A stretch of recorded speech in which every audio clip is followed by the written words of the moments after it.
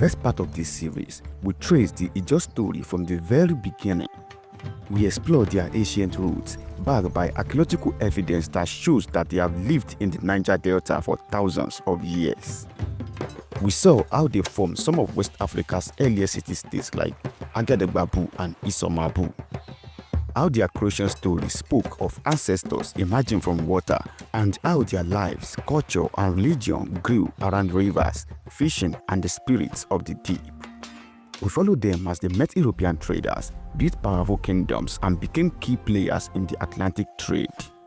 We saw how cities like Bonny, Nimbe, and Okpobo rose through commerce, how leaders like King Jaja and King Koko defended their people's independence, and how Nimbe's bold strike against the British marked both their greatest act of defiance and the painful end of their sovereignty. But that was only the first chapter. In this second part, we enter a new era, one defined by colonial rule, rising nationalism, and the birth of modern resistance. This is the story of how the Ijaw adapted, fought back, and found new ways to demand justice in a rapidly changing Nigeria.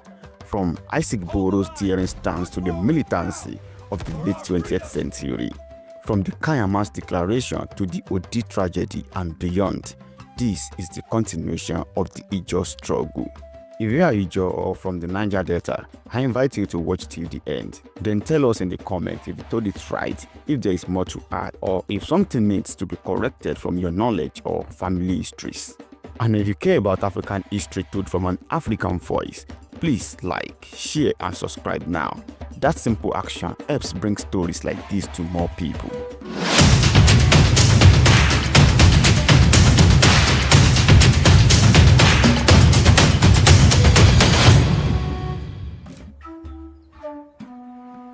Under British colonial rule, roughly 1900 to 1960, the Ijaw people, like other Nigerians, lived under new administration.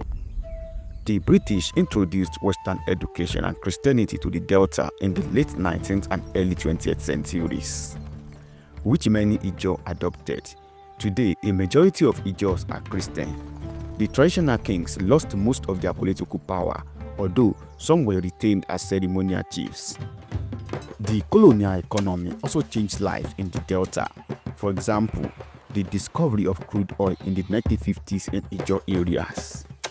Oloibiri in present-day Bayelsa was the first place oil was struck in Nigeria in 1956 and will later become very significant.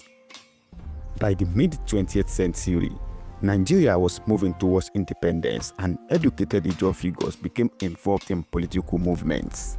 One issue was that within Nigeria, dominated by larger ethnic groups like Hausa, Yoruba, and Igbo, the Ijaw and other minority Delta people felt marginalized.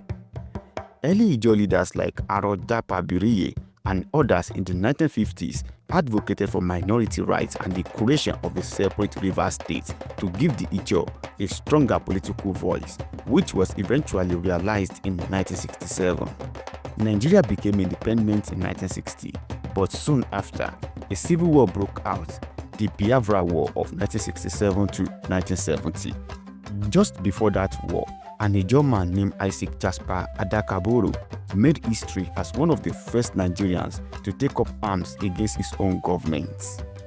In February 1966, Isaac Boro, a young college graduate and former police officer, declared the short-lived Niger Delta Republic.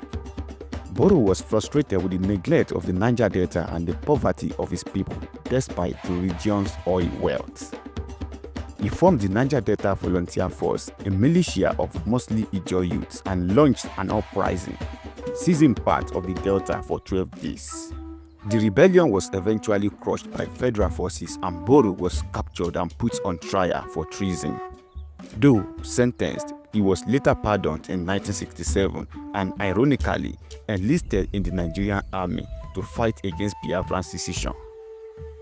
Boro died in 1968 under unclear circumstances, but he became a folk hero to many Ijaw. He is widely remembered as the first militant voice of the Niger Delta, a man who asserted that the Ijaw had the right to control their own resources and destiny. Later generations of activists, including famous ones like Kensarowiwa and Ogoniman and Mujahid Dokubo Asari and Ijaw, have cited Boro as an inspiration. His revolts planted the seed of Ijaw nationalism that will grow even stronger in the coming decades. In the late 20th century, the Ijaw people found themselves at the center of Nigeria's oil boom and the conflict arising from it. Which oil field in the Niger Delta brought immense wealth to the Nigerian government and foreign oil companies. But the local community saw very little benefit. Instead, they suffered environmental damage from oil spills and gas flaring, and their fishing livelihood were harmed. This led to increasing protests and sometimes violent clashes in Ijaw land and the wider Delta. A turning point came in December 1998 when Ijaw youth from across the region convened and issued the Kaiama Declaration. In this declaration, named after the town of Kaiama in Bayelsa State, thousands of Ijaw youth asserted their right to the oil resources on their land and demanded an end to environmental pollution and military occupation of their communities. They stated that starting December 30, 1998, all oil companies should stop operations in Ijaw areas until the issues of resource control were addressed. They also warned the Nigerian government to withdraw its soldiers from the Delta. This bold stance alarmed the authorities. By late December 1998 and into 1999, there were confrontations. The Nigerian security forces cracked down on Ijaw demonstrators in places like Yenagoa, leading to deaths of several youths. Tensions escalated, and in November 1999, the Nigerian military carried out a notorious attack known as the Odi Massacre. Odi is an Ijaw town in Bayelsa. After some policemen were killed by militants in the area, soldiers were sent to Odi. They razed the town and killed scores of unarmed villagers. Estimates range into the hundreds. This incident became an international example of the harsh method used to suppress Delta unrest. Despite the repression, Ijaw militancy only grew in the 2000s. Various armed groups emerged, often composed of unemployed Ijaw youths angry at the oil companies and the government. One group, for instance, called the Niger Delta People's Volunteer Force, led by Mujahid Asari Dokubo, launched attack on oil infrastructure around 2004. Another very prominent coalition of militants was the Movement for the Emancipation of the Niger Delta, MEND, which from about 2006 became notorious for blowing up oil pipelines and kidnapping foreign oil workers to press their demands. These militants justified their actions as a fight against the exploitation of their lands.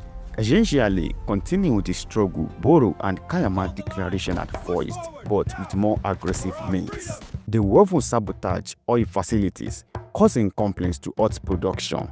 It is notable, however, that during these hostage takings and attacks, militants typically avoid killing the foreign workers. They use them as leverage and release many after ransom or negotiation. The conflict disrupted Nigeria's oil output and drew global attention to the plight of the Ijaw and other Niger Delta people. Facing this unrest, the Nigerian government eventually opened talks. In 2009, an amnesty program was declared. The federal government offered pardons, stipends, and vocational trainings to militants who agreed to disarm. Thousands of fighters, many of them Ijaw, accepted this deal. The violence in the Delta decreased significantly after 2009, though issues remain. The Ijaw have since pushed for more development of their region and a greater share of oil revenues through political means, with mixed success. Today, the Ijaw people numbered an estimated 14 million or more across Nigeria, making them one of the country's largest ethnic groups, though they are spread in minority pockets across several states. Many Ijaw now live in modern towns and cities, and prominent Ijaw individuals have risen to national leadership positions. For example, in 2010, an Ijaw son, Goodluck Ebele Jonathan, became the president of Nigeria.